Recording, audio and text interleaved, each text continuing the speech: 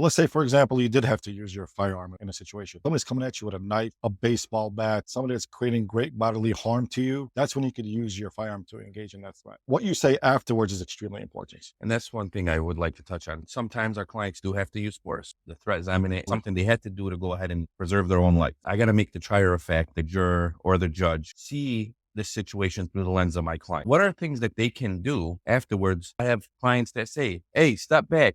There's a recording somewhere or something. Step back. My life's at danger. Absolutely. So what do you tell your clients to go ahead and try to prepare for that aspect of using Excellent force? question. Excellent question. So what we teach in our class is, let's say, God forbid, you did engage in a threat and you had to use deadly force. That 911 phone call is extremely important that you're going to make. Everything is being recorded. As we know, anything you say can and will be used against you in a court of law. The 911 phone call that comes in, what you say, you got to be very, very cautious of what you say, because the word I think or maybe or I don't know if I did or I should have, we like to keep it short and sweet. I have a list of what I tell all my students. 911, what's your emergency? I was a victim of a crime. After that, I would say I would need 2 ambulances and tell them where your location's at. 2 ambulances, one for you and one for the Victim or the the alleged person. the alleged Yeah. victim. Yes, you need to calm down, because we call this tunnel vision. You're literally the worst witness for yourself. The guy that was 6 foot 200 pounds, you can describe him as 6'5", 350. We always advise, keep